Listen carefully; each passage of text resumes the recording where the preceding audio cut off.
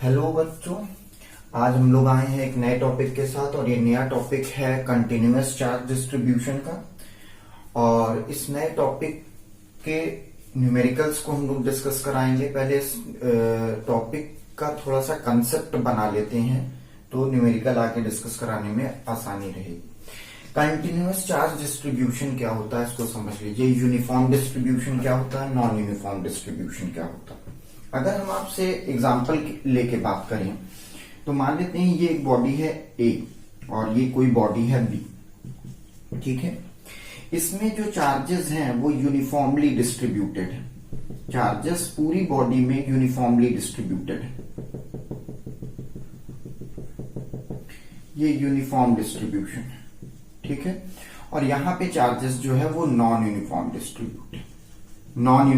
Distributed है। कहने का मतलब ये है कि यहाँ पे जो चार्जेस हैं, ठीक है, वो पूरी बॉडी में कंटिन्यूअसली डिस्ट्रीब्यूटेड है। कंटिन्यूअस डिस्ट्रीब्यूशन का क्या मतलब है? कंटिन्यूअस डिस्ट्रीब्यूशन का ये मतलब है जो बॉडी में चार्जेस डिस्ट्रीब्यूटेड हैं उनके बीच का सेपरेशन निग्लेजिबल है। और उनके बीच का सेपरेशन निग्लेजिबल होने के कारण आपकी नेकेड आई ये बताने में असमर्थ है कि दो चार्जेस सेपरेटेड हैं। समझ रहे हैं बात को? मतलब अगर आप अपनी नेकेड आई से देखेंगे तो वो दो चार्जेस के बीच की सेपरेशन निग्लिजिबल होगी। ऐसा लगेगा चार्जेस क्या है, कंटिन्यूअसली डिस्ट्रीब्यूटेड है।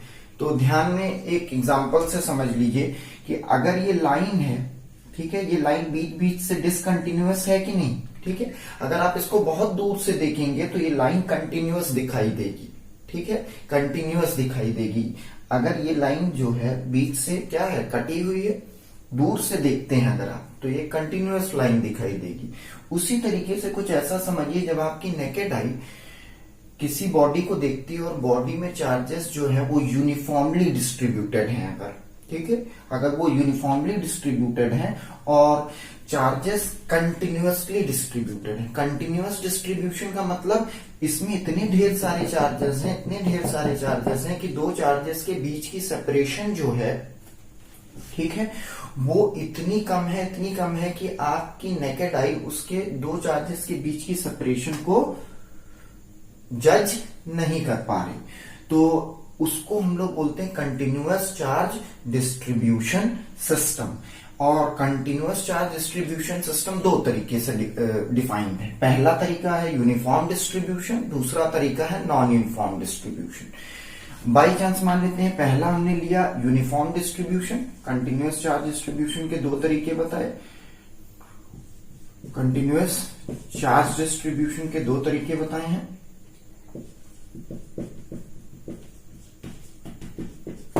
Uniform and non uniform. Non uniform क्या होता है, यूनिफॉर्म क्या होता है, पहले ये समझ लीजिए। बाई चांस आपने क्या लिया कि ये एक एरिया है, मान लेते हैं कि इस बॉडी ने अपना एक एरिया घेरा। एरिया माने 2 डायमेंशनल फिगर, ठीक है। ये बॉडी ने अपना एक एरिया घेरा।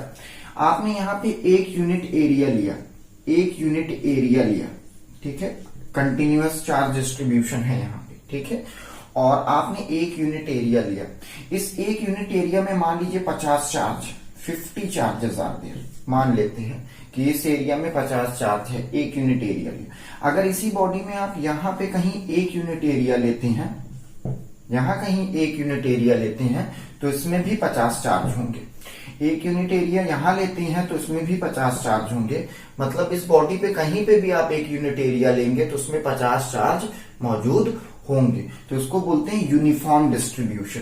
मतलब बॉडी में कहीं पे भी एक यूनिट एरिया लीजिए, वो यूनिट एरिया पे इक्वल नंबर ऑफ चार्जेस का डिस्ट्रीब्यूशन होगा। तो ये यूनिफॉर्म डिस्ट्रीब्यूशन हो गया। अगर यही नॉन यूनिफॉर्म डिस्ट्रीब्यूशन की बात करें, पहले तो चार्जेस को क्या करें, कंटिन्यूअसली डिस्ट्रीब्यूट कर दें। कंटिन्यूअसली हमने क्या कर दिया, डिस्ट्रीब्यूट कर दिया, ठीक है। जब हमने कंटिन्यूअसली इसको डिस्ट्रीब्यूट कर दिया तो दो चार्जेस के बीच की सेपरेशन जो है वो बहुत कम हो गई। चार्जेस बहुत ज्यादा भर दिए तो दो चार्जेस के बीच की सेपरेशन बहुत कम हो गई। नेकेड आई डिसाइड करने में असमर्थ हो गई कि चार्जेस सेपरेटेड भी हैं, कंटिन्यूअस लगने लगा, ठीक है। तो यहाँ पे अगर चार्जेस फिर से यूनिफॉर्मली, यहाँ पे चार्जेस को हमने कंटिन्यूअसली डिस्ट्रीब्यूट कर दिया, अब अगर हम यहाँ पे दूसरे केस में, नॉन यूनिफॉर्म के केस में एक यूनिट एरिया लें, ठीक है, एक यूनिट एरिया लें, इस एक यूनिट एरिया में मान लीजिए 100 चार्ज आ रहे हैं, ठीक है। तो अगर हमने ये बोला कि एक एक यूनिट एरिया अगर हम यहां लेंगे तो यहाँ पे 200 चार्ज आ रहे हैं, और सेम एक यूनिट एरिया हमने यहां लिया तो यहाँ 300 चार्ज आ रहे हैं। समझ रहे हैं बात को? तो ये नॉन यूनिफॉर्म डिस्ट्रीब्यूशन हो गया, चार्जेस का क्या हो गया, नॉन यूनिफॉर्म डिस्ट्रीब्यूशन हो गया, बट कंटिन्यूअस डिस्ट्रीब्यूशन है। कंटिन्यूअस डिस्ट्रीब्यूशन में नॉन यूनिफॉर्म डिस्ट्रीब्यूशन कुछ इस तरीके से बताया जाता है। समझ पाए? अगर आप उसके एक यूनिट एरिया अलग अलग पार्ट्स में लेंगे तो अलग अलग पार्ट्स में जो है एक यूनिट एरिया पे अलग अलग चार्जेस मौजूद होंगे। तो अब इसी कंटिन्यूअस चार्ज, अब डिस्क्रीट चार्ज डिस्ट्रीब्यूशन क्या होता है? डिस्क्रीट क्या होता है? डिस्क्रीट का मतलब, मान लेते हैं कि एक चार्ज यहां पे है, ठीक है, Q1 चार्ज, दूसरा चार्ज Q2 यहां पे है, तीसरा चार्ज Q3 यहां पे है, ठीक है। तो ये क्या है, चार्जेस के बीच की सेपरेशन आप देख पा रहे हैं, तो इसको बोलते हैं डिस्क्रीट डिस्ट्रीब्यूशन। क्या बोलते हैं? Discrete distribution. यहाँ पे चार्जेस मान लेते हैं Q4 यहाँ है, Q5 यहाँ है, तो यहाँ पे ढेर सारे चार्ज मौजूद हैं, Q1 Q2 Q3 Q4 Q5, और इन सारे चार्जेस के द्वारा किसी P पॉइंट पे आपको क्या निकालनी है, इलेक्ट्रिक फील्ड निकालनी है। तो इस टाइप के डिस्ट्रीब्यूशन को हम लोग क्या बोलेंगे, डिस्क्रीट डिस्ट्रीब्यूशन, जहां पे चार्जेस के बीच का सेपरेशन नेकेड आई देख सकती है, ठीक है। और अगर आपसे बोला जाए कि ये कैसा डिस्ट्रीब्यूशन है, तो ये बोलेंगे कंटिन्यूअस डिस्ट्रीब्यूशन है। आपकी नेकेड आई ये असमर्थ है देखने में कि दो चार्जेस के बीच का सेपरेशन मौजूद है। मतलब कंटिन्यूअसली चार्ज में बॉडी, जो कंटिन्यूअसली चार्जेस क्या होंगे, पूरी बॉडी पे डिस्ट्रीब्यूट होंगे। यहां पे भी चार्जेस कंटिन्यूअसली डिस्ट्रीब्यूट होंगे पर नॉन यूनिफॉर्म होंगे, यहां यूनिफॉर्म डिस्ट्रीब्यूशन होगा। हमने समझा दिया यूनिफॉर्म और नॉन यूनिफॉर्म क्या होता है। चलिए आगे बढ़ते हैं।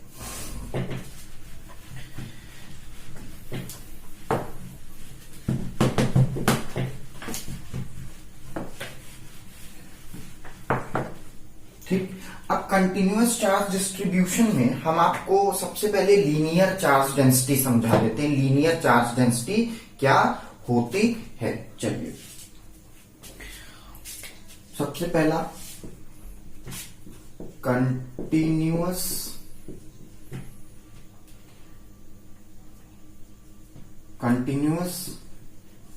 चार्ज डिस्ट्रीब्यूशन, ठीक, उसी में सबसे पहला हम लोग पढ़ेंगे, और वो भी कैसा डिस्ट्रीब्यूशन हम लोग पढ़ रहे हैं, यूनिफॉर्म डिस्ट्रीब्यूशन, ठीक है। यूनिफॉर्म डिस्ट्रीब्यूशन, पहला linear charge density, linear charge density, ठीक है, लीनियर चार्ज डेंसिटी मतलब कंटिन्यूअस चार्ज डिस्ट्रीब्यूशन के द्वारा हम किसी P पॉइंट पे इलेक्ट्रिक फील्ड की वैल्यू कैलकुलेट करेंगे, ठीक है।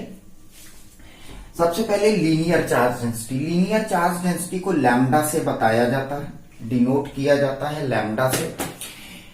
लीनियर चार्ज डेंसिटी क्या होती है? Charge per unit length, charge per unit length माने total charge upon total length. Charge per unit length को हम लोग लीनियर चार्ज डेंसिटी कहते हैं। एग्जांपल के तौर पे मान लेते हैं कि ये कोई लाइन है। अब लीनियर का मतलब समझ रहे हैं, किसी लाइन के अलोंग, ठीक है, किसी लाइन के अलोंग चार्ज का क्या किया गया है, डिस्ट्रीब्यूशन किया गया है। यहां पे क्या है, इस लाइन के अलोंग चार्जेस क्या है, यूनिफॉर्मली डिस्ट्रीब्यूटेड है। देखिए चार्जेस जो है इस लाइन में यूनिफॉर्मली डिस्ट्रीब्यूटेड है। देखिए चार्जेस डिस्ट्रीब्यूट है। अब मान लेते हैं कि टोटल लेंथ इस लाइन की हो गई L, और टोटल चार्ज इस पूरे लाइन पे टोटल चार्ज हो गया Q। तो चार्ज पर यूनिट लेंथ कैसे निकलेगा, ठीक है, चार्ज पर यूनिट लेंथ कैसे निकलेगा, Q बाई L। इसी को क्या बोला जाता है, लीनियर चार्ज डेंसिटी। लैम्डा को ही हम क्या बोलते हैं, linear charge density. For very small, for small section, ठीक है, अगर लाइन छोटी है, लाइन बाई चांस आपकी इतनी बड़ी, ठीक ठीक है, लाइन की लेंथ छोटी कर दे, मान लेते हैं लेंथ कर दी हमने डेल्टा है, इसमें चार्ज कितने आ गए डेल्टा क्यू, लाइन छोटी, तो फॉर स्मॉल सेक्शन लैम्डा को लिखा जा सकता है delta Q by delta L से लिखा जा सकता है, बिल्कुल। अगर वेरी स्मॉल की बात की जाए, बहुत स्मॉल की बात करें, ठीक है, इतना स्मॉल की डिफरेंशियल पार्ट लेना पड़े, ये बहुत स्मॉल पार्ट है, तो ये लेंथ कितनी हो गई डीएल, ठीक है, लेंथ कितनी हो गई डीएल, इसमें कितना चार्ज है डीक्यू, ठीक है। तो अगर बहुत स्मॉल पार्ट की बात करेंगे, फॉर वेरी स्मॉल, तो लीनियर चार्ज डेंसिटी कैसे डिफाइंड होगी, dq बाई dl। यूनिट क्या होती है, इसकी यूनिट होती है कूलम, इसकी यूनिट होती है मीटर, तो कूलम मीटर इनवर्स इसकी यूनिट हो गई किसकी, लीनियर चार्ज डेंसिटी। लीनियर से आप क्लियर समझ पा रहे होंगे, लाइन देखिए, लीनियर को तोड़िए लाइन, तो एक लाइन के अलोंग, जो कि एक वन डायमेंशनल फिगर है, ठीक है, एक लाइन क्या होती है, एक 1D फिगर है, ठीक है। तो 1D फिगर का मतलब, कहने का मतलब ये नहीं है कि खाली वन डायमेंशनल हमेशा होगी, ठीक है। तो 1D 2D से कोई कंसेप्ट ना निकालिए, क्योंकि बाद में कंफ्यूजन होगी। अगर एक्स वाई प्लेन में एक लाइन जा रही है, ठीक है, तब आप कंफ्यूज करेंगे। ये समझिए कि एक लाइन है और उस लाइन के अलोंग जो है, एक लाइन है और उस लाइन के अलोंग चार्जेस क्या है, डिस्ट्रीब्यूट है, और कैसे डिस्ट्रीब्यूट है, यूनिफॉर्मली डिस्ट्रीब्यूट है चार्ज, ठीक है। यूनिफॉर्म डिस्ट्रीब्यूशन हमने समझा दिया है। यहाँ पे अगर आप एक यूनिट लेंथ लेंगे, तो अगर एक यूनिट लेंथ में 100 चार्ज है, तो यहाँ पे कहीं एक यूनिट लेंथ लेंगे, इसमें भी 100 चार्ज होंगे, और कहीं पे भी आप एक यूनिट लेंथ लेंगे तो उसमें 100 चार्ज होंगे, ठीक है। तो लीनियर चार्ज डेंसिटी क्लियर बता रही है कि एक लाइन के अलोंग कितना चार्ज मौजूद है। क्लियर बात समझ में आई आपकी। तो लीनियर चार्ज डेंसिटी का कंपैरिजन कर लें, चलिए कर लेते हैं। हमने फॉर्मूला कैलकुलेट करने का बता दिया। मान लेते हैं दो लाइन है हमारे पास, एक लाइन ये रही, ठीक है, और एक लाइन हमारे पास ये रही, ठीक है। मान लेते हैं कि दोनों लाइन की जो लेंथ है, दोनों लाइन की जो लेंथ है वो सेम है, दोनों पे पॉजिटिव चार्ज डिस्ट्रीब्यूटेड है, ठीक है, इस पे भी पॉजिटिव चार्ज डिस्ट्रीब्यूटेड है। क्लियर बात समझ में आई। अब आपने दोनों पे एक यूनिट लेंथ ली, एक यूनिट लेंथ ली, इस पे भी ली एक यूनिट लेंथ, उतनी ही इस पे भी ली, ठीक है। इस पे भी एक यूनिट लेंथ ली आपने, एक यूनिट लेंथ यहां पे भी। अब आप नोटिस करेंगे इस दोनों की जो यूनिट लेंथ है, ठीक है, दोनों की जो यूनिट लेंथ ली गई है वो सेम ली गई। इस पे आप नोटिस करेंगे कि एक यूनिट लेंथ में 500 चार्ज है, इसके एक यूनिट लेंथ में 200 चार्ज है, ठीक है। तो ये रॉड ए मान लेते हैं और ये रॉड बी मान लेते हैं। तो हमने बोला इसकी एक यूनिट लेंथ में 500 चार्ज है और इसकी एक यूनिट लेंथ में 200 चार्ज है, तो इसकी लीनियर चार्ज डेंसिटी ज्यादा है और इसकी लीनियर चार्ज डेंसिटी कम है। That is linear charge density of B is greater than linear charge density of A. दोनों ही यूनिफॉर्म डिस्ट्रीब्यूशन की बात हो रही है, यूनिफॉर्म डिस्ट्रीब्यूशन है। जो भी केसेस हम करा रहे हैं ये यूनिफॉर्म डिस्ट्रीब्यूशन के लिए बता रहे हैं, ठीक है। बस अब अंतर समझ लीजिए कि अगर कोई दो लाइन है तो उसकी एक यूनिट लेंथ में जितना चार्ज है वही लीनियर चार्ज डेंसिटी बताने का प्रयास किया गया है, ठीक है। चलिए बढ़ते हैं आगे। अब अगर आपसे ये बात बोले कि इसी लाइन के द्वारा हमको इलेक्ट्रिक फील्ड कैलकुलेट करनी है, आगे बढ़ते हैं, ठीक है। देखिए हमको क्या करना है, electric field due to linear charge distribution. अगर हमको इलेक्ट्रिक फील्ड कैलकुलेट करनी है लीनियर चार्ज डिस्ट्रीब्यूशन के द्वारा, माने चार्ज क्या है, लीनियरली डिस्ट्रीब्यूटेड है, electric field due to linear charge distribution अगर है तो कैसे निकाली जाएगी, मेथड क्या है, तरीका क्या है, वो तरीका सीखेंगे। Electric field due to linear charge distribution से कैसे निकालेंगे हम लोग इलेक्ट्रिक फील्ड। चलिए मान लेते हैं कि आपके पास एक लाइन है, ये लाइन है, मान लेते हैं कि ये लाइन आपकी कुछ रफ भी हो सकती है, ये लाइन ऐसे भी हो सकती है, ठीक है, 2 डायमेंशनल फिगर भी हो सकता है, थोड़ा कह सकते हैं। तो ये भी एक लाइन है, एक स्ट्रेट लाइन है, लीनियर चार्ज डेंसिटी है इसके पास। तो चाहे एक लाइन ले लीजिए, ये भी आप ले सकते हैं, ये भी एक लाइन है, ठीक है, लाइन भी ले सकते हैं। यहां पे आपने चार्जेस को क्या कर दिया, डिस्ट्रीब्यूट कर दिया, ठीक है, आपने चार्जेस को डिस्ट्रीब्यूट कर दिया, ठीक है, पूरी लाइन के अलोंग आपने चार्जेस को क्या कर दिया, डिस्ट्रीब्यूट कर दिया। कितनी चीजें क्लियर हो गई आपके मेरे ख्याल से। चलिए आगे बढ़ते हैं। टोटल चार्ज इस पे मान लेते हैं Q है, और टोटल लेंथ इसकी कितनी ले लें, L, ठीक। अब मान लेते हैं कि आपको इस पूरे लाइन के अलोंग चार्जेस डिस्ट्रीब्यूट है, तो इस लाइन के द्वारा किसी P पॉइंट पे आपको क्या निकालना है, इलेक्ट्रिक फील्ड कैलकुलेट करनी है। इस P पॉइंट पे इलेक्ट्रिक फील्ड कैलकुलेट करनी है इस लाइन के द्वारा। इस लाइन पे चार्जेस हैं, कौन से चार्जेस, पॉजिटिव। तो सबसे पहले क्या करेंगे, इस पूरी लाइन के द्वारा P पॉइंट पे इलेक्ट्रिक फील्ड कैलकुलेट करनी है ना।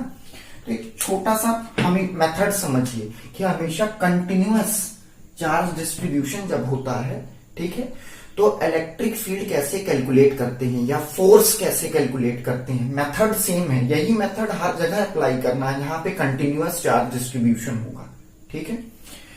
तो जहां जहां कंटिन्यूअस चार्ज डिस्ट्रीब्यूशन देखिए, यही मेथड अप्लाई करिए।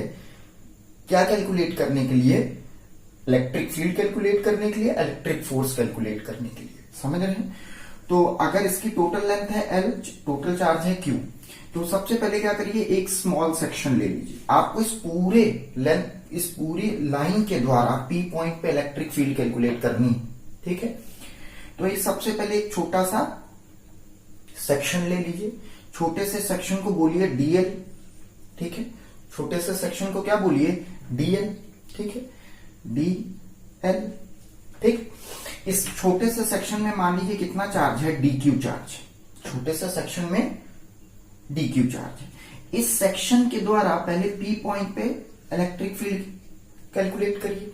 पहले एक स्मॉल एलिमेंट के द्वारा P पॉइंट पे क्या कैलकुलेट करिए, इलेक्ट्रिक फील्ड की वैल्यू कैलकुलेट करिए, ठीक है।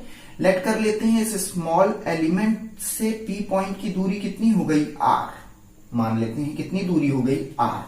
तो इस स्मॉल एलिमेंट से P पॉइंट की दूरी अगर R है, तो इस P पॉइंट पे इस स्मॉल एलिमेंट के द्वारा इस P पॉइंट पे इलेक्ट्रिक फील्ड की कितनी वैल्यू होगी, स्मॉल फील्ड होगी। फील्ड क्या होगी, स्मॉल फील्ड होगी। तो इलेक्ट्रिक फील्ड की वैल्यू कितनी आएगी, 1/4 pi epsilon naught DQ by R², correct. अब ये बताइए, इसमें चार्जेस जो हैं वो यूनिफॉर्मली डिस्ट्रीब्यूटेड है कि नहीं, बिल्कुल। इसमें चार्जेस क्या है, यूनिफॉर्मली डिस्ट्रीब्यूटेड है। तो लीनियर चार्ज डेंसिटी कैसे डिफाइंड होगी, DQ by DL, DQ by DL, मतलब कि इस स्मॉल एलिमेंट में, ठीक है, कितना चार्ज होगा, कैसे कैलकुलेट होगा, स्मॉल एलिमेंट में कितना चार्ज होगा, तो DQ बाई DL से आप कैलकुलेट करेंगे। इस स्मॉल एलिमेंट में कितना चार्ज होगा, लैम्डा इंटू DL, ये उधर चला गया, ठीक। इस स्मॉल एलिमेंट में DQ चार्ज, ठीक है। और अगर आपको ये बताया गया है कि लैम्डा दिया हुआ है, क्वेश्चन में लैम्डा दिया हुआ है कि लैम्डा क्या है, एक यूनिट लेंथ में कितना चार्ज है, वो लैम्डा होता है। एक यूनिट लेंथ में कितना चार्ज है, वो लैम्डा है, ठीक है।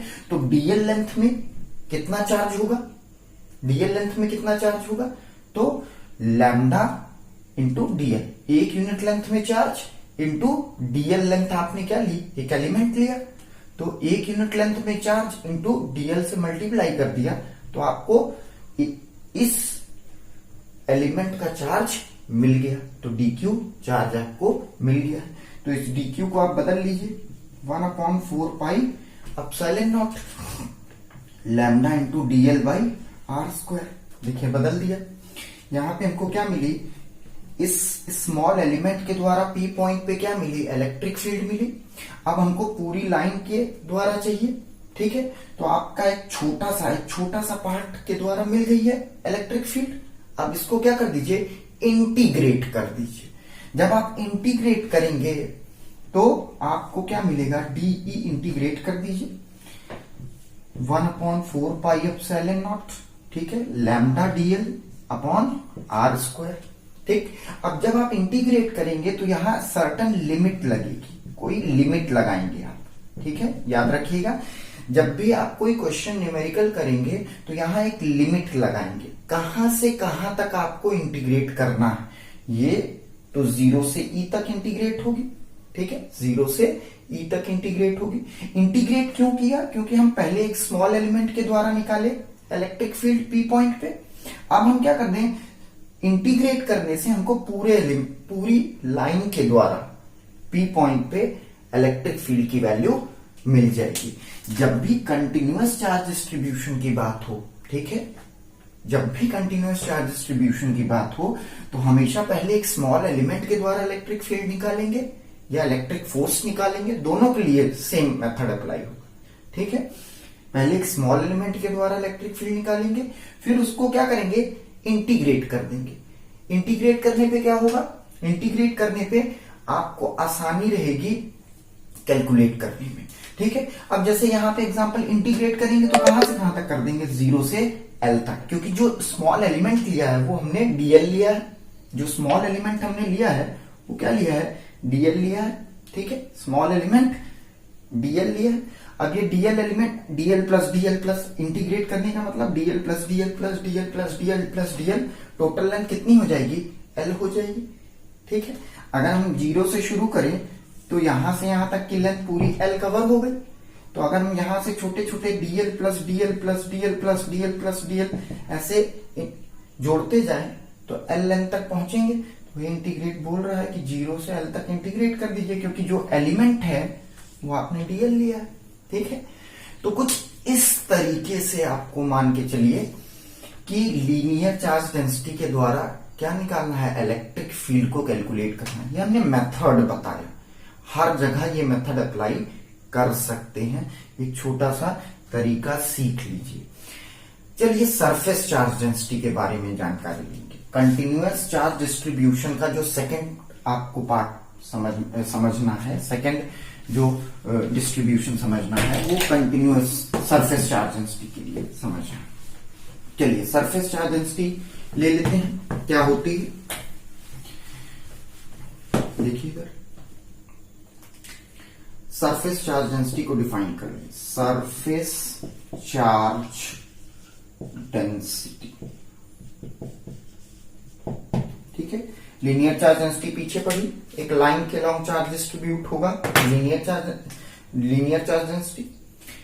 सरफेस चार्ज डेंसिटी सिग्मा से डिनोट होती है, पहले तो ये याद रखिए, सिग्मा माने इसको बोलते हैं सिग्मा, ठीक है, ठीक।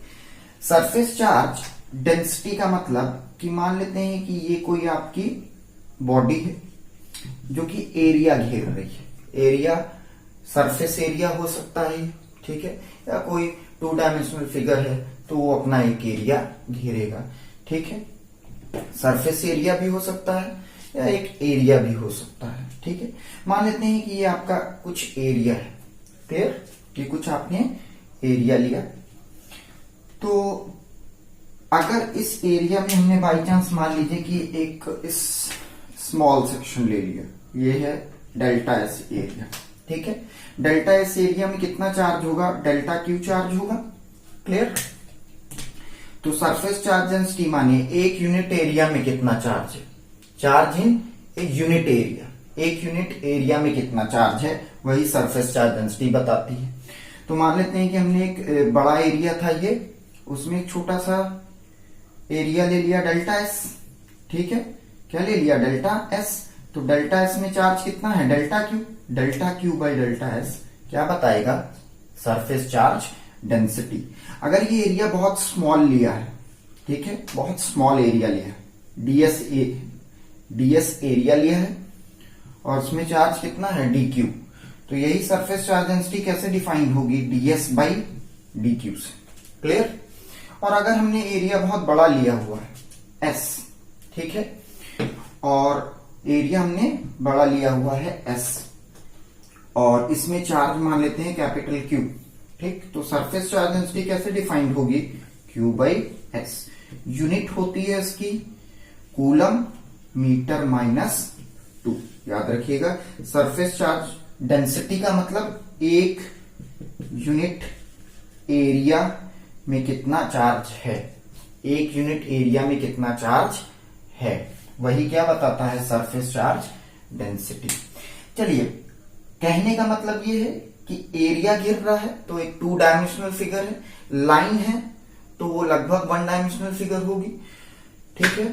तो ये ध्यान में रखना है कि अगर लाइन की बात कर रहे थे तो लीनियर चार्ज डेंसिटी, सरफेस की बात कर रहे थे, सरफेस एरिया की बात कर रहे थे तो 2 डायमेंशनल फिगर, ठीक है। तो चलिए अब इसको आगे थोड़ा सा समझने चलते हैं कि सरफेस चार्ज डेंसिटी के द्वारा इलेक्ट्रिक फील्ड कैसे कैलकुलेट होगी। चलिए,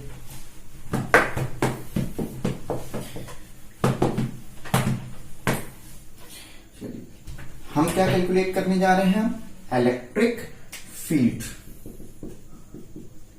इलेक्ट्रिक फील्ड ड्यू टू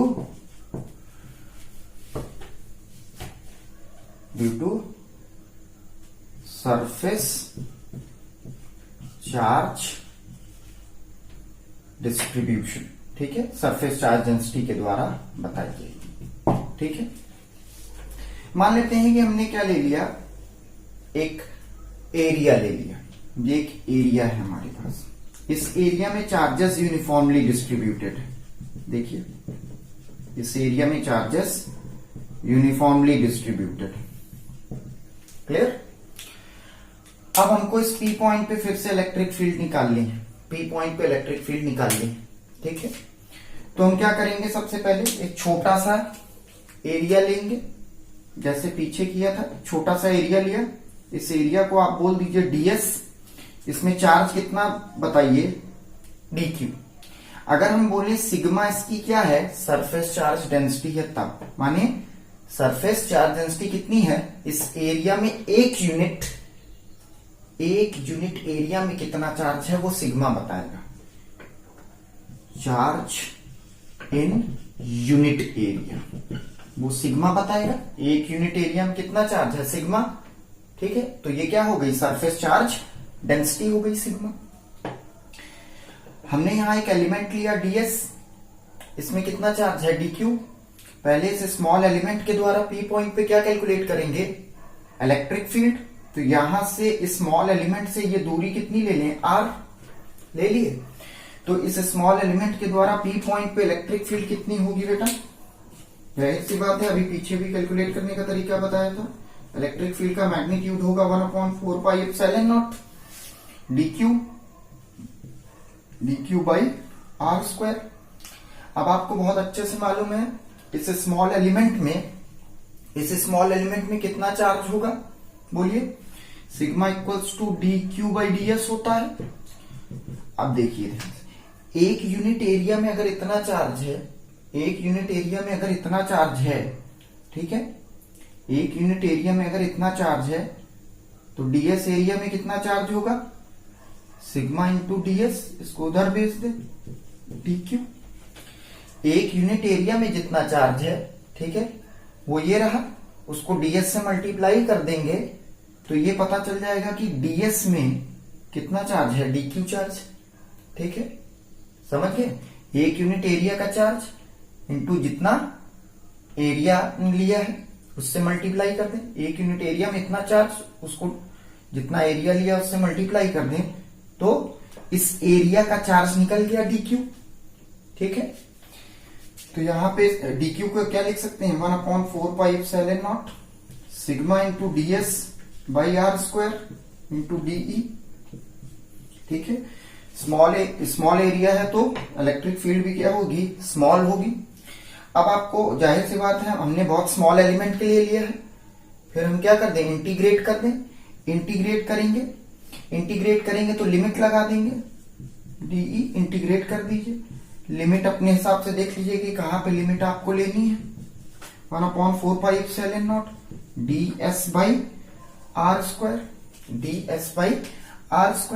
अब यहां पे जो एरिया है, ठीक है, वो आपको इंटीग्रेट करना है। मतलब आपने ds एरिया लिया, अगर आप छोटा छोटा एरिया क्या करेंगे, जोड़ते जाएंगे, तो उसी को तो इंटीग्रेट बोलते हैं। ऐसा सोचिए, छोटा एरिया यहां पे भी जोड़ेंगे ds,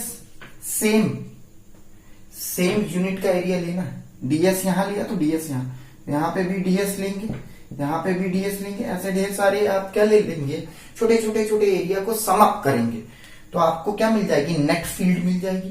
तो 0 से E नेट फील्ड मिलेगी। और एरिया कहां से कहां तक ले सकते हैं आप, 0 से S तक ले सकते हैं। क्योंकि देखिए यहां पे ds क्या है, आपने डिफरेंशियल पार्ट लिया, तो लिमिट भी उसी टर्म्स में आपको डिसाइड करके रखनी है। अब ये ध्यान में रखना है कि ये लिमिट जो है वह अकॉर्डिंग टू द न्यूमेरिकल रखेंगे। कोई जरूरी नहीं है कि बार बार एरिया की, हो सकता है यहाँ एंगल की भी लिमिट हो सकती है, ठीक है, एंगल की भी लिमिट ले सकते हैं, रेडियस की भी लिमिट हो सकती है। तो ध्यान में रखना है, ये लिमिट जो है आप अकॉर्डिंग टू द क्वेश्चन रखेंगे कि क्वेश्चन के अकॉर्डिंग पूरा एरिया कैसे कवर हो रहा है, ठीक है।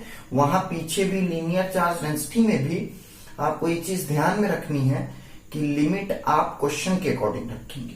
तो यहाँ लिमिट आप अपने क्वेश्चन के अकॉर्डिंग रख देंगे और जब इसको इंटीग्रेट करेंगे तो फाइनल रिजल्ट आपको मिल जाएगा। मानिए इलेक्ट्रिक फील्ड जो है वो फाइनली आपको मिल जाएगी 1/4πε0 सिग्मा इंटू ds/r²। यहाँ लिमिट अपने हिसाब से रख लीजिए और नेट फील्ड, इस पूरे सरफेस एरिया के द्वारा नेट फील्ड आपको मिल जाएगी। कोई दिक्कत हुई अभी तक? मेरे ख्याल से अभी तक तो कोई दिक्कत नहीं है। चलिए आगे बढ़ जाते हैं।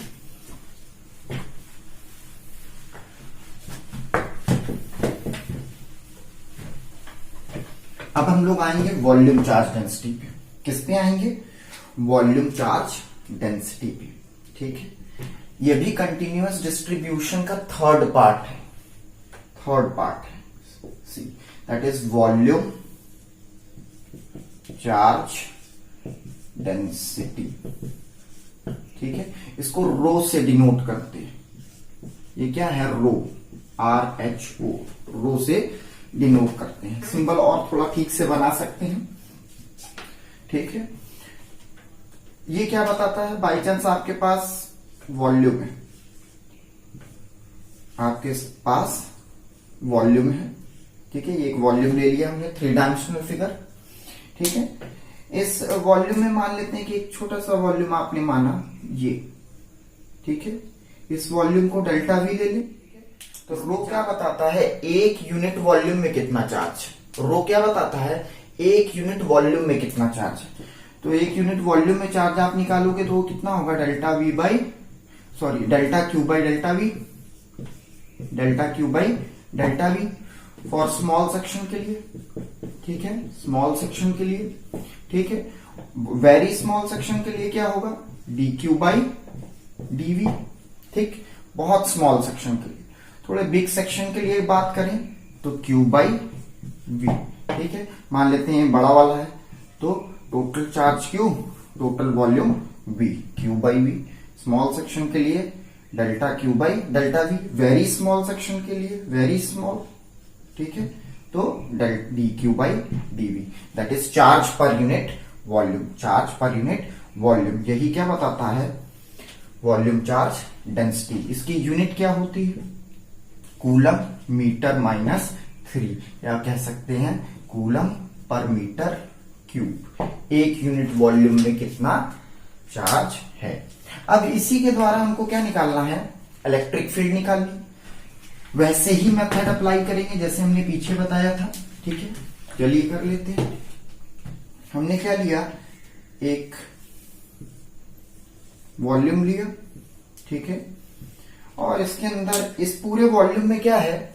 Charges distributed. इस पूरे वॉल्यूम के अंदर चार्जेस क्या है? यूनिफॉर्मली डिस्ट्रीब्यूटेड चार्जेस पूरे वॉल्यूम में,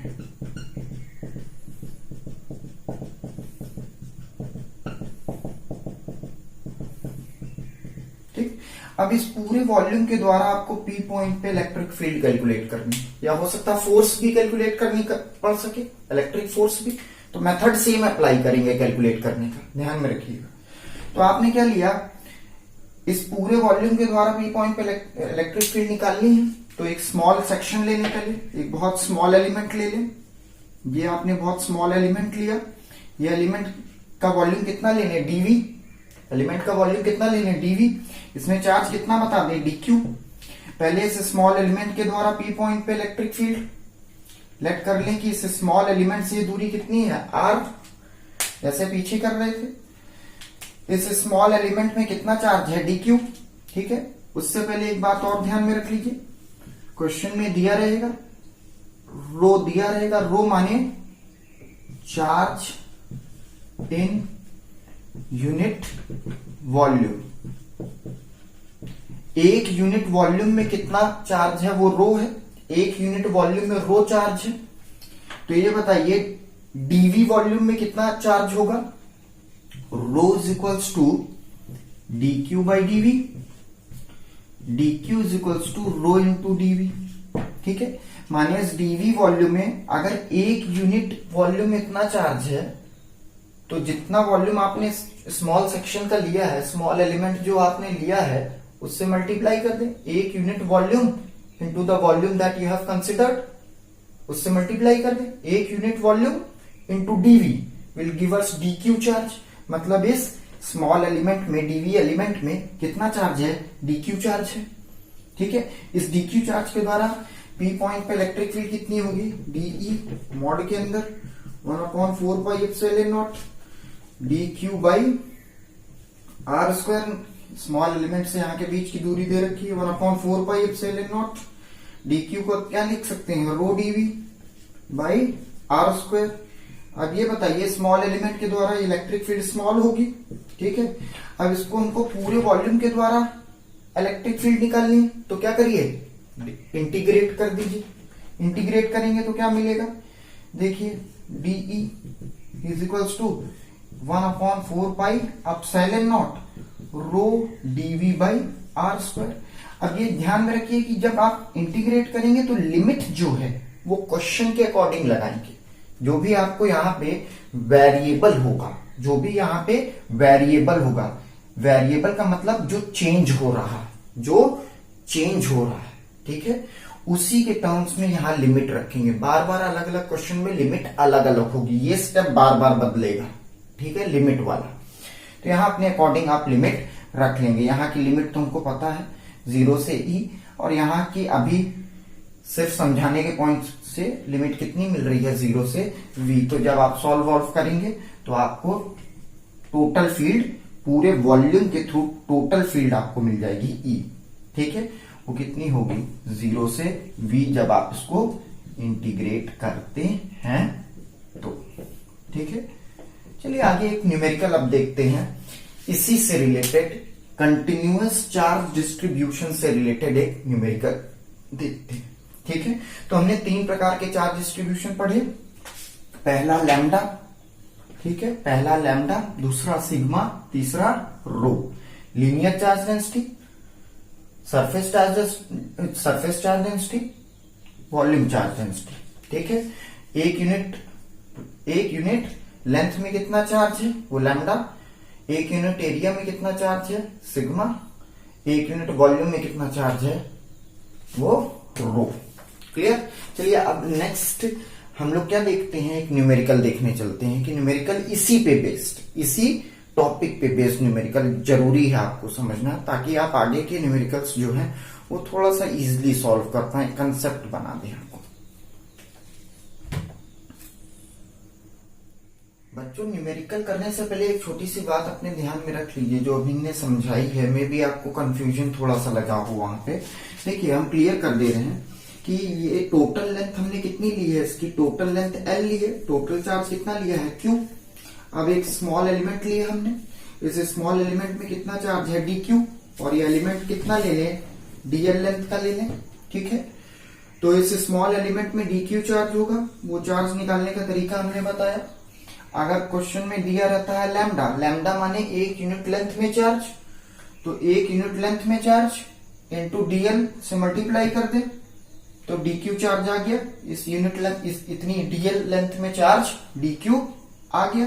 1 यूनिट लेंथ में जितना चार्ज है डीएल लेंथ से मल्टीप्लाई कर दे तो dq चार्ज आ गया। अब ये लैम्डा जो है आप कंफ्यूज कर रहे होंगे, देखिए क्वेश्चन में लैम्डा दिया रहता है, लीनियर चार्ज डेंसिटी दी रहती है, माने 1 यूनिट लेंथ का चार्ज दिया रहता है। बाई चांस ना दिया हो क्वेश्चन में, और क्वेश्चन में ये दिया हो कि टोटल चार्ज, इस पूरी लेंथ में टोटल चार्ज q है और इस पूरे की लेंथ दे रखी है, तो लैम्डा आप कैलकुलेट भी कर सकते हैं q बाई एल से। ठीक है, ये तो क्वेश्चन पे डिपेंड करता है कि लैम्डा दिया है कि नहीं दिया। बाई चांस लैम्डा ना दिया हो तो आपको लैम्डा वहां से निकालना पड़ेगा। कैसे निकालेंगे? टोटल लेंथ में चार्ज कितना दिया है, टोटल चार्ज, और टोटल लेंथ कितनी दे रखी है, एल, कैपिटल एल, तो यहां पे रिप्लेस कर दीजिए q by capital L into d L is equals to d q. समझ गए? तो आपने क्या कर दिया, रिप्लेस कर दिया। इतनी चीजें क्लियर समझ में आ रही हैं आपके? मेरे ख्याल से हमने आपको क्लियर कंसेप्ट समझा दिया है इस विषय में कि क्या करना है। देखिए फिर से एक बार समझा रहे हैं कि अगर आपको टोटल लेंथ दे रखी है और टोटल चार्ज दे रखा है, ठीक है, तो आपको लैम्डा कैसे कैलकुलेट करना है, total charge by total length, और ये उठा के यहां पे पुट कर देना है। अगर लैम्डा क्वेश्चन में ऑलरेडी दे रखा है तो इसको निकालने की जरूरत नहीं है। Clear? Similarly surface charge density में करना है। ठीक है, सरफेस चार्ज डेंसिटी में आपको क्या करना है, जो अभी यहां पे आया था, that is d q is equals to sigma into ds.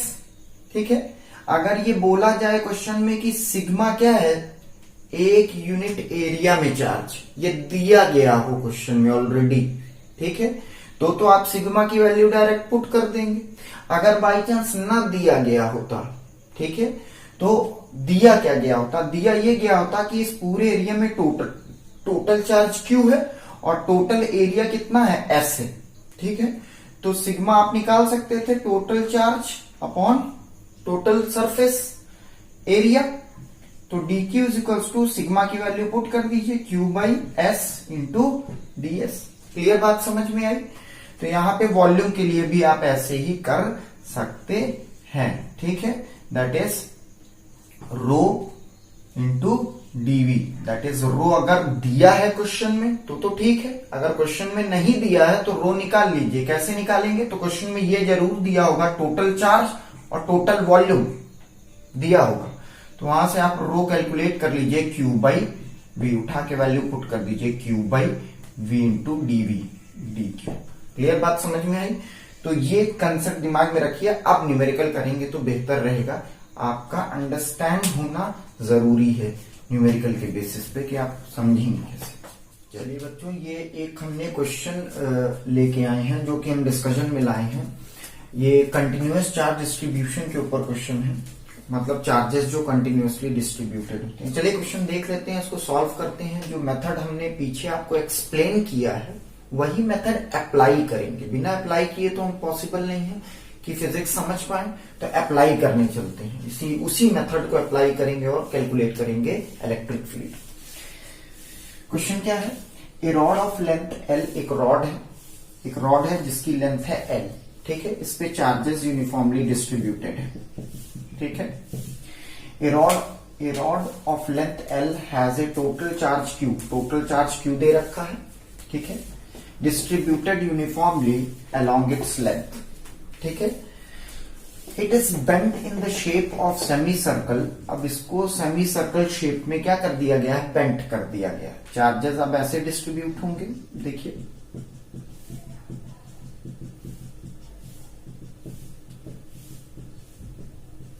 ठीक। Find the magnitude of electric field at the centre of curvature of the semi circle. अब ये बोल रहा है कि अगर आपकी जो रॉड थी वो स्ट्रेट है, ठीक है, और अगर उसको बेंट कर दिया गया है तो सेमी सर्कल शेप में अगर ये बेंट है तो सेमी सर्कल के सेंटर पे इलेक्ट्रिक फील्ड का मैग्नीट्यूड कैलकुलेट कर दीजिए। क्या कैलकुलेट कर दीजिए, इलेक्ट्रिक फील्ड का मैग्नीट्यूड कैलकुलेट कर दीजिए, मतलब सेंटर पे। समझ पा रहे हैं? इसके द्वारा सेंटर पे। क्वेश्चन क्लियर हो गया? तो अब हम लोग क्या करेंगे, सबसे पहले क्या करना है, सेम जो पीछे प्रोसीजर समझाया उसी प्रोसीजर को फॉलो करिए। पहले एक स्मॉल एलिमेंट लेंगे। अब ध्यान में ये रखना है कि लेंथ दे रखी है तो linear charge density, total charge दे रखा है तो लीनियर चार्ज डेंसिटी कैसे निकलेगी, लैम्डा क्यू बाई एल से। चलिए इस क्वेश्चन को करते हैं स्टेप बाय स्टेप प्रोसेस से, तो आपको सीखने को मिल जाएगा जैसा हमने प्रोसेस समझाया है।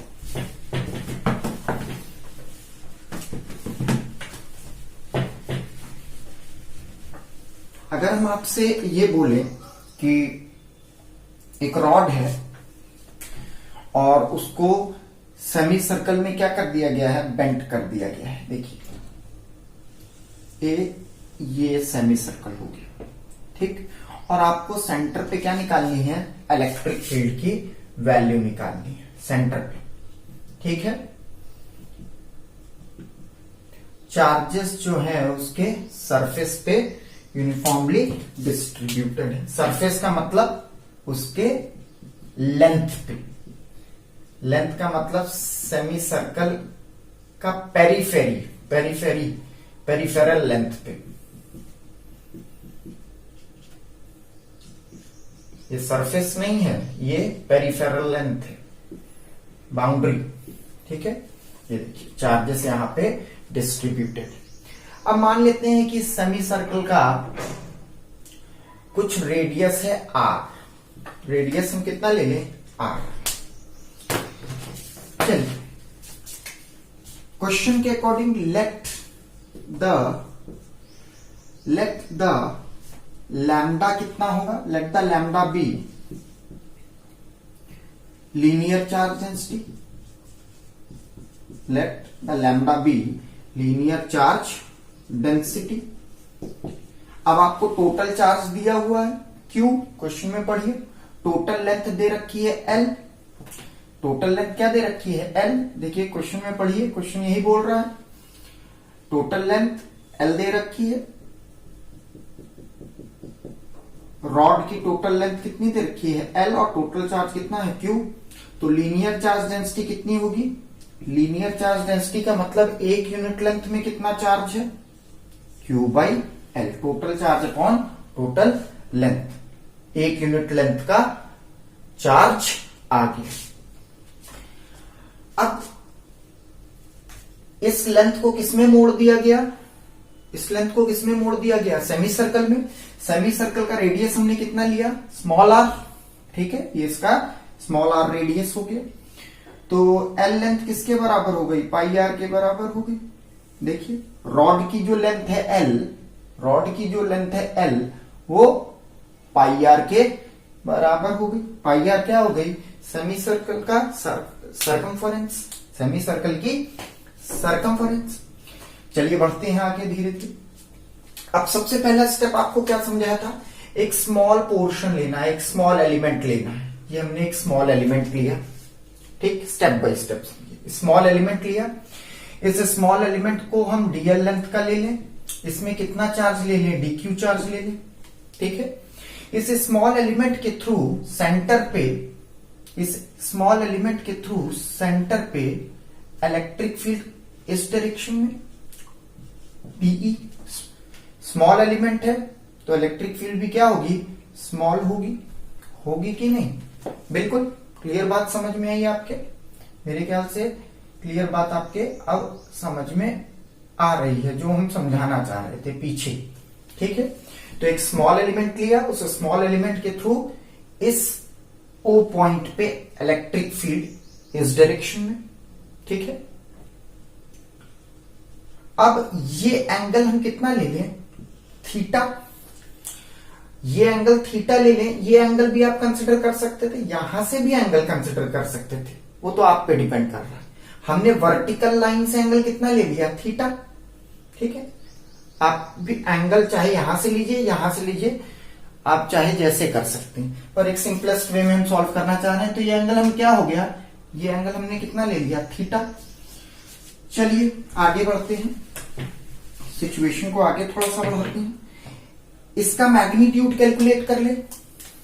मैग्नीट्यूड कितना होगा, dE is equals to 1/4 pi epsilon naught. इस एलिमेंट में कितना चार्ज है, डीक्यू चार्ज, बोलो क्लियर, डिवाइडेड बाय ये लेंथ कितनी हो गई, रेडियस आर स्क्वायर। क्लियर बात समझ में आई आपके। तो अब डीक्यू को क्या लिख सकते हैं बेटा, इस डीक्यू को क्या लिख सकते हैं। अब आप हमको ये बताइए, एक यूनिट लेंथ में लैम्डा चार्ज है, तो डीएल लेंथ में कितना होगा, एक यूनिट लेंथ में लैम्डा चार्ज है, तो डीएल से मल्टीप्लाई कर दे। Unit length charge into d l length जितनी है, तो डीएल लेंथ में डीक्यू चार्ज आ गया, तो यहां पे चेंज कर देंगे 1/4 pi epsilon naught lambda into d l by are square into d e vector. Clear बात समझ में आई। इसको इक्वेशन नंबर 1 नाम दे दें। अब जरा ध्यान से एक बात और समझिए, यहां पे एक एलिमेंट है, अगर यहां पे एक मिरर रख दिया जाए तो इसका जस्ट मिरर इमेज यहां पे मिलेगी इस एलिमेंट की, इसी एलिमेंट की मिरर इमेज यहां मिलेगी। अगर मिरर ऐसे रखोगे आप, ठीक है, मिरर ऐसे रखते हो तो इसकी जस्ट मिरर इमेज यहां मिलेगी, ठीक है। तो इसको बोलते हैं सिमेट्रिकल डिस्ट्रीब्यूशन। क्या बोलते हैं, सिमेट्रिकल डिस्ट्रीब्यूशन। अगर आप मिरर रखते हो तो ये वाला पोर्शन इस वाले पोर्शन से कंसाइड कर जाएगा, मतलब इसकी मिरर इमेज ये होगी और इसकी मिरर इमेज ये होगी, तो ये सिमेट्रिकल डिस्ट्रीब्यूशन कहलाता है, याद रखिएगा। तो अगर मिरर रखेंगे तो इसका यहां पे एक जुड़वा जरूर होगा, एग्जैक्टली। तो अगर हम इसका एक एग्जैक्टली जुड़वा ले लें, सेम जुड़वा, ठीक है, सेम जुड़वा अगर आप लेंगे, डीएल लेंथ, उसके पास भी डीक्यू चार्ज है, तो उसके द्वारा भी इलेक्ट्रिक फील्ड इस पी पॉइंट पे कुछ इस डायरेक्शन में होगी, ठीक है। इलेक्ट्रिक फील्ड का मैग्नीट्यूड भी सेम होगा और एंगल भी सेम होगा, ठीक है, होगा कि नहीं, बिल्कुल सेम होगा। तो जरा आप ध्यान से देखिए, इस एलिमेंट के द्वारा इलेक्ट्रिक फील्ड ये, इसके जस्ट जुड़वे एलिमेंट के द्वारा इलेक्ट्रिक फील्ड ये, इसका एक कंपोनेंट यहां गिरेगा, वो कंपोनेंट कितना होगा, डीई कॉस थीटा, ठीक है, क्योंकि वेक्टर इस लाइन से एंगल बना रहा है। हमने पीछे के लेक्चर में बताया था, वेक्टर जिस लाइन से एंगल बनाता है उस पे कौन सा कंपोनेंट गिराता है, कॉस थीटा। तो इसका कंपोनेंट इधर डीई कॉस थीटा गिरेगा और इसके जस्ट परपेंडिकुलर वाली लाइन पे कौन सा कंपोनेंट गिरेगा, डीई साइन थीटा। देखिए इधर कौन सा कंपोनेंट गिरेगा, डीई साइन थीटा, ठीक है। सिमिलरली ये वाला जो एलिमेंट है उसके द्वारा इलेक्ट्रिक फील्ड इधर, तो उसके द्वारा एक कंपोनेंट इधर गिरेगा, वो कितना होगा, डीई कॉस थीटा, मतलब इसका कंपोनेंट इधर डीई कॉस थीटा और इधर डीई साइन थीटा। अब जरा ध्यान से देखिए, ये वाला जो कंपोनेंट है डीई साइन थीटा, इसका और इसका जो डीई साइन थीटा कंपोनेंट है, ये देखिए, इसका जो डीई साइन थीटा कंपोनेंट है और इसका जो डीई साइन थीटा कंपोनेंट है, एक दूसरे को कैंसिल आउट कर रहे हैं, मतलब इसका जुड़वा यहां जो मौजूद है वो सारे डीई साइन थीटा को क्या कर देगा, कैंसिल आउट कर देगा। समझ रहे, अभी तो आपने एलिमेंट यहां लिया, ऐसा ही सेम एलिमेंट यहां लेंगे, ऐसा ही सेम एलिमेंट यहां लेंगे। अगर यहां पे एक सेम एलिमेंट लिए तो इसका जुड़वा यहां पे भी मौजूद होगा, वो डीई साइन थीटा को क्या कर देगा, कैंसिल आउट कर देगा, ठीक है। तो खाली क्या कंपोनेंट मिलेगा, डीई कॉस थीटा। तो ऐसे आप जितने भी छोटे छोटे एलिमेंट यहां लेंगे उसका जुड़वा एलिमेंट यहां मिलेगा जो कि डीई साइन थीटा को कैंसिल आउट कर देगा। खाली कौन सा कंपोनेंट कंट्रीब्यूट करेगा, सारा एलिमेंट, यहां पे जितने भी छोटे एलिमेंट लेंगे वो सारे एलिमेंट कौन से कंपोनेंट कंट्रीब्यूट करेंगे, डीई कॉस थीटा के, ठीक है। तो यहां पे अगर हमने एक एलिमेंट लिया तो उसका जुड़वा ये है, ठीक है।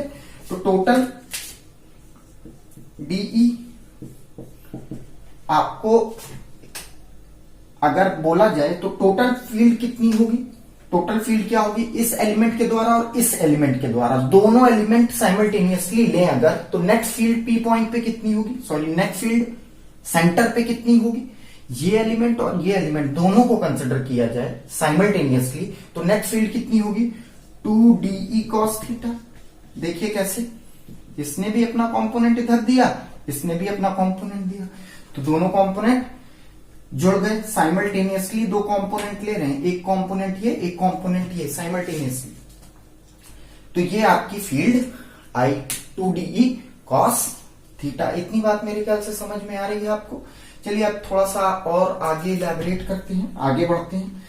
अब अगर हम आपसे ये बोले मिटा दिया जाए इसको, ठीक है, मिटा देते हैं। अब यहां पे वैल्यू पुट कर लेते हैं पहले, that is 1/4 pi epsilon naught, ठीक है, lambda dl upon r square cos theta dE mod के अंदर, ठीक है।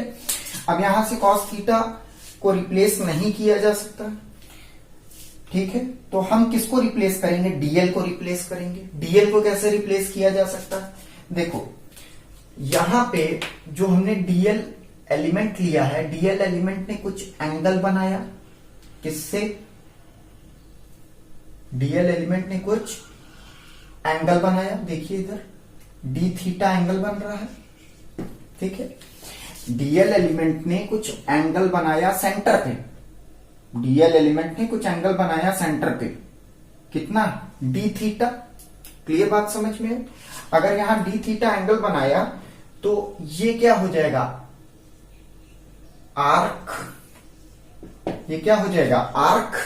और हमको ये बहुत अच्छे से मालूम है, arc upon radius is equals to angular displacement. तो आर्क कितना होगा? आर्क जो कि dl ले रहे, ठीक है, आर्क जो कि dl ले रहे, dl equals to r d theta. तो dl को हम चेंज करके क्या लिख सकते हैं? r d थीटा में। अगले स्टेप में देखिए अगला स्टेप वही है। अगले स्टेप में हम लिख सकते हैं that is dE vector mod के अंदर equals to twice 1/4 pi epsilon naught lambda into dl by r square, that is lambda वैसे ही रहने दे, r d theta upon r square two cos theta. Clear बात समझ में आई? 2 से 2 चाहे तो आप काट सकते हैं, कोई ऐसी समस्या नहीं। That is 1/2 pi epsilon not, r से r काट देंगे, lambda d theta upon r into cos theta. अब इसको क्या करेंगे? आप इंटीग्रेट कर सकते हैं। क्या कर सकते हैं? इंटीग्रेट कर सकते हैं। अब इतने पोर्शन को हम क्या कर ले जाएं? इंटीग्रेट कर ले जाएं। मिटाते हैं। अब जो आप इंटीग्रेट करेंगे, जरा ध्यान में रखिए, जो आप इंटीग्रेट कर रहे थे, आपको यहां से नेट फील्ड मिली थी dE cos थीटा, ठीक है। चलिए नेट फील्ड एट ओपी, इसको इंटीग्रेट करेंगे। जरा आप वेरिएबल बता सकते हैं कि यहां वेरी क्या कर रहा है? वेरी कर रहा है एंगल। वेरी कौन कर रहा है? एंगल d थीटा, ठीक है। एंगल वेरिएशन ले रहे हैं, एंगल का वेरिएशन। अब समझिए कि ये एक वेक्टर, ये एक रेडियस वेक्टर। अब देखिएगा रेडियस वेक्टर का जो पॉइंट है वो डायरेक्शन बता रहा है रेडियस वेक्टर का। तो अगर रेडियस वेक्टर इस लाइन के अलोंग है तो एंगल 0 डिग्री। अब जैसे जैसे ये एंगल बढ़ेगा, देखिए, ठीक है, d theta angle cover up होता जा रहा है कि नहीं? किस पे? वायर पे। ये वायर है, ठीक है। अगर हम जैसे जैसे इसको ऊपर ले जा रहे हैं, एंगल कवर हो रहा है कि नहीं? d थीटा एंगल बढ़ाते जा रहे हैं। कहां से कहां तक बढ़ाएं? 0 से 90 तक ले जाएं, ठीक है। तो इतने पोर्शन की वायर क्या हो जाएगी? कवर अप हो जाएगी। इतने पोर्शन की वायर कवर हो जाएगी, है ना। अब यहां पे हमने देखिए, अगर यहां 1 लिखा होता तो इतना पोर्शन वायर का कवर हो गया। अगर यहां पे हमने क्या लिखा हुआ है? 2 लिखा हुआ है, तो मतलब 0 से 90 तक जाने पे हमने इधर की वायर कवर अप कर ली। अगर यहां 1 है, ठीक। अगर 2 लिखा है तो कहने का मतलब 0 से 90 एंगल कवर होने पे ये वाला पोर्शन भी कवर हुआ, उसका दुगना। 2 से मल्टीप्लाई कर दिया, 2 से मल्टीप्लाई कर दिया। समझ पा रहे हैं बात को? तो मतलब अगर हम 0 से π/2, 0 से 90 इंटीग्रेट करेंगे, ठीक है, तो यहां पे 2 का मतलब ये है कि 0 से π/2 में आधी वायर ये आ गई और 2 से मल्टीप्लाई कर दिया तो मतलब ये पूरी वायर आ गई। समझ रहे हैं? तो यहां इंटीग्रेट कर देते हैं, इंटीग्रेट करके देखते हैं क्या मिलेगा हमको। डीई मॉड के अंदर मान लेते हैं कि अब इसको इसका मॉड हटा दें। डीई ये सिर्फ मैग्नीट्यूड बता रहा है। 1/2 pi epsilon naught lambda by R 0 से π/2 cos theta into d theta that is 0 से E। Total field at the centre, total field at the centre will be magnitude 1/2 pi epsilon naught lambda by R. इसको क्या लिखा जा सकता है? Sine theta. इसका integration कितना होता है? साइन थीटा 0 से π/2। अब आगे बढ़ जाते हैं, इसको मिटा दे रहे हैं अपने पोर्शन को। चलिए आगे बढ़ते हैं, क्या मिलेगा हमको? Electric field at the centre, net electric field 1/2 pi epsilon naught lambda by r. यहां पे कितना होगा? Sine π/2, sine π/2 upper limit minus lower limit, minus lower limit that is 1/2 pi epsilon naught lambda by r. π/2 कितना होता है? 1। Sign 0 कितना होता है? 0। तो यहां पे सारी वैल्यूज आप उठा के पुट कर दीजिए। मिलेगा क्या आपको? Electric field, net electric field at the centre 1/2 pi epsilon naught lambda R, ये मिली। ठीक है, अब आप लैम्डा की वैल्यू पुट कर दीजिए Q/L जो दिया हुआ है क्वेश्चन में। ठीक है, क्वेश्चन में शुरुआती क्वेश्चन में दिया हुआ था ना, लैम्डा की वैल्यू हमने पुट कर दी। अब ये बताइए L equals to pi R, कोई लेंथ थी उसको सेमी सर्कल में क्या कर दिया? मोड़ दिया। तो पाई आर उसकी सेमी सर्कल की सरकमफरेंस हो गई। तो यहां से आर क्या लिखा जा सकता है? L/पाई। मॉडिफाई कर रहे हैं आंसर को। ठीक है, अब उठा के वैल्यू पुट कर दीजिए। आर की जगह पे ये पुट कर दीजिए, लैम्डा की जगह पे ये पुट कर दीजिए। चलिए पुट करके देखते हैं क्या मिलेगा। देखिए इधर that is mod E 1/2 pi epsilon naught lambda की जगह पे Q/L। ठीक है, Q/L। आर की जगह पे L/पाई, पाई से पाई कट गया, L into L, L square हो गया। तो बचा क्या? Q/2 epsilon naught L square. ये आपकी क्या आ गई? इलेक्ट्रिक फील्ड आ गई। ध्यान में रखिएगा। ठीक है, ये इलेक्ट्रिक फील्ड का मैग्नीट्यूड आ गया। ठीक है, मैग्नीट्यूड आ गया। अगर आप इसको वेक्टर फॉर्म में दिखाना चाहते हैं तो कई बार वेक्टर फॉर्म में पूछ लेता है।